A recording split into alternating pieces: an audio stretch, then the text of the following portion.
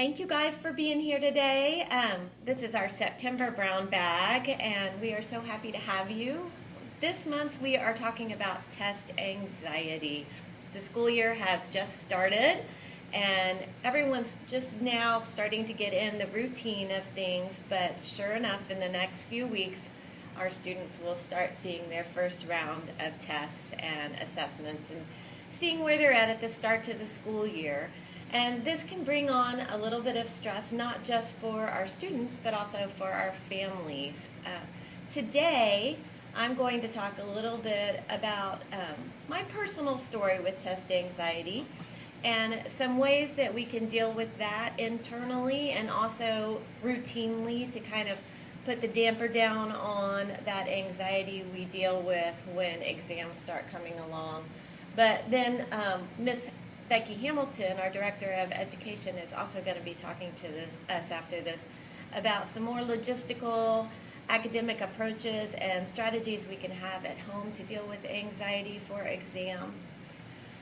This is a topic that's very personal for me. I will say that I am a recovering, surviving test anxiety person. I struggled with it throughout my academic career, even in graduate school, but all the way from probably second and third grade into my graduate studies, I would have struggles with paralysis, forgetting everything, high heart rate. I remember even in my senior year of high school having to take the SAT test 3 times because I would just completely blank out and I would get up and leave. It was that bad for me. But I am also a success story. I'm here to say I went on to college, graduated successfully, and then went on to graduate school, finished successfully. I made it through. But along through the years, I learned several tips to personally deal with that. When we're thinking about test anxiety, especially as our students and our children start getting into 5th, 6th, middle school age, we start seeing all sorts of physiological developments with them. Hormones start kicking in. Social scenes start really happening. And so there are so many dynamics that are hitting our children at that age range that we really need to acknowledge it, honor it, and give them some tools and strategies to deal with it. There have been numerous neurological studies on the brain and adolescence as far as it comes to academics and test taking. We see some of the stereotypical differences in girls being better in language arts, boys being better in mathematics. I'm very, very happy that over this past 10 years in particular, the push for STEM in the classroom and really thinking about environmental factors of how we teach different gender, that awareness has grown greatly. But there have also been some really interesting brain studies on that time for adolescence. When hormones kick into place, say a question is asked in a math class to a class of boys and girls. As far as neuroprocessing and transmitters go, when a math question is asked quite often in a boy's brain, those transmitters will go anywhere from 3 to 7 locations before the answer is found. In a girl's brain who's facing hormones and adolescent changes, you can see those jumps for neurotransmitters going anywhere from 6 to 12 times in a brain. So literally, the brain is traveling in many more locations to get answers than a boy's. And so some of these stereotypes actually had some reasonings. And for that reason, we need to be sensitive of those changes physiologically that children are going through this very fragile time.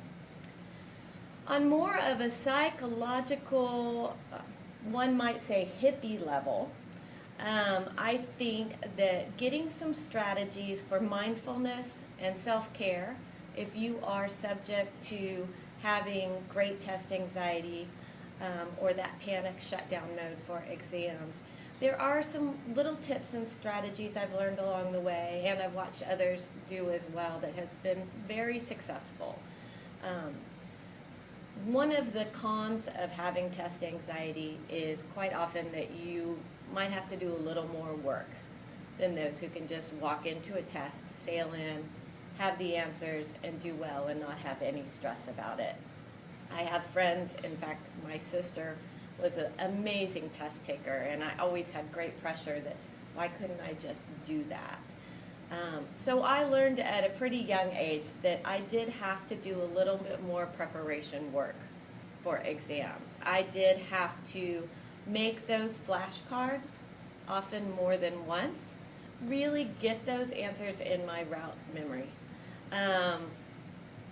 Making keywords. Once you've developed your flashcards, and really practice saying them out loud, because the brain takes in information and data differently from just thinking it to actually hearing it and taking it through the auditory senses.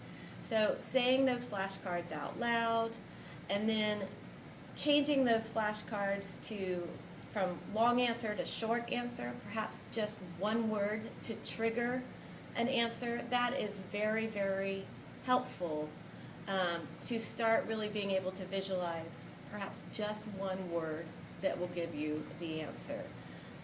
Doing little things like putting a piece of yarn on your wrist on test day that reminds you to just sit in your chair, feel the chair, feel your breath, remember to take deep breaths, giving reminders on breathing.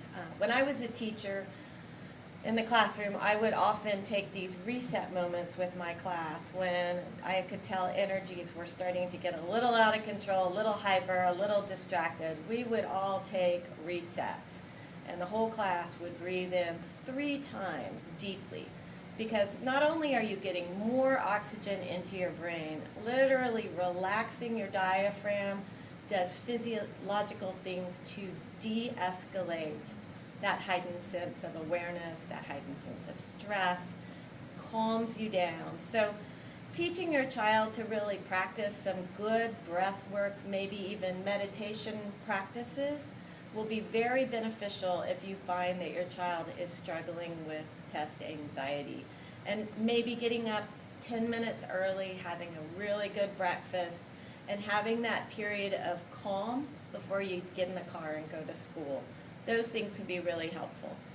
Also, just like with those flashcards and the practice of saying things out loud, the practice of saying things out loud to give you the confidence, the reassurance, the self-esteem when you're walking into a test is really, really beneficial. Saying sentences like, I know everything that needs to be known for this test today. I am successful at taking this test today. This test will move freely, flow easily, and I will have the answers I need today. I will stay calm through this test today. Saying those things out loud, it's a very beneficial practice, because even if you don't necessarily believe it, just like lifting weights, those flashcards, those breathing techniques, those outward, out loud sentences change who we are, change our muscle memory to really incorporate these ideas, getting all of this into our bodies so we can be more successful and beneficial. There is so much going on in our classrooms in the world right now. There's so much stimulus with technology, social situations, social media, a really huge push for harder academics as well as the push for extracurricular activities.